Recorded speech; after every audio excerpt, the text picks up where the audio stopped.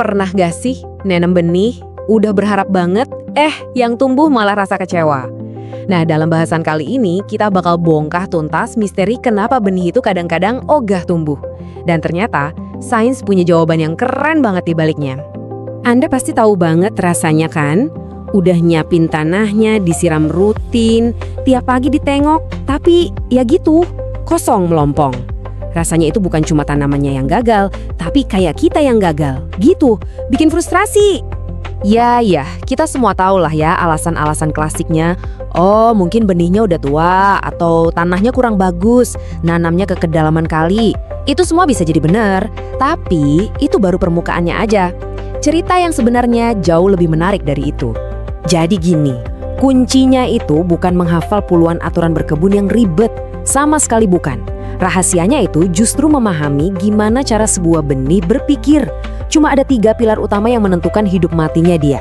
Kalau kita paham 3 hal ini, tingkat keberhasilan kita bakal beda banget. Yuk, kita bedah pilar yang pertama. Oke, pilar pertama ini semua tentang kekuatan dari dalam benih itu sendiri. Coba deh bayangin setiap benih itu kayak sebuah baterai kehidupan mini, udah di-charge penuh dari sananya. Nah, kualitas baterai inilah yang jadi titik awal dari segalanya. Nah, secara ilmiah, baterai ini ada namanya endosperma.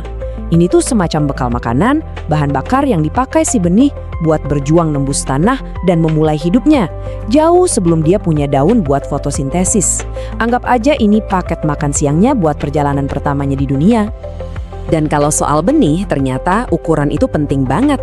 Lihat deh, benih yang lebih besar di kiri itu punya baterai yang lebih jumbo. Artinya energinya lebih banyak buat tumbuh jadi kuat. Sebaliknya, benih kecil di kanan cadangannya terbatas, jadi lebih rentan. Perbedaan kekuatan di awal ini, jangan salah, bisa ngaruh ke hasil panen sampai 45% loh. Terus gimana caranya kita mastiin baterai benih kita ini 100%? Gampang kok, cek umurnya, jangan pakai yang terlalu lama, simpan di tempat sejuk dan kering, dan yang paling penting, beli dari penjual yang reputasinya bagus. Oke, sekarang kita udah punya benih terbaik. Waktunya membangun rumah untuknya di pilar kedua. Pilar kedua, kita ngomongin soal rumah bawah tanahnya.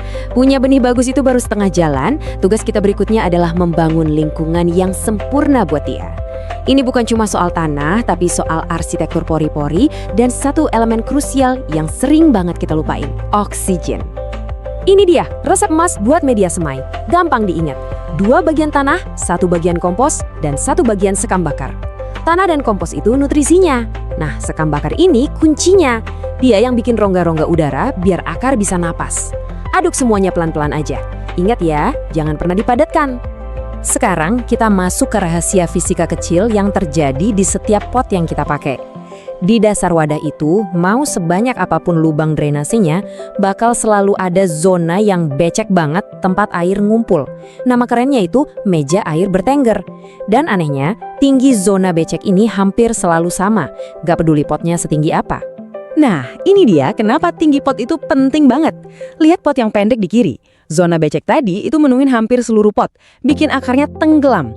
Sekarang bandingin sama pot yang tinggi di kanan. Zona beceknya tingginya sama, tapi karena pot yang lebih tinggi jadi cuma ada di dasar. Sisanya banyak banget ruang buat akar bernapas lega. Ini bukan sulap, ini fisika. Oke, kita udah punya benih super, rumahnya juga udah sempurna. Pilar ketiga sekaligus yang terakhir, ini soal penempatan. Di mana dan bagaimana kita meletakkan benih itu akan menentukan cara dia memakai energinya yang sangat berharga. Kalau Anda cuma boleh ingat satu hal dari semua pembahasan kita kali ini, tolong ingat yang ini. Tanam benih sedalam 2-3 kali diameternya sendiri. Ini adalah aturan emas, keseimbangan sempurna antara kesempatan dan resiko. Kenapa aturan tadi penting banget? Lihat aja data ini. Benih yang ditanam sedalam 20 mm muncul dalam 17 hari. Tapi yang ditanam sampai 80 mm butuh waktu 42 hari.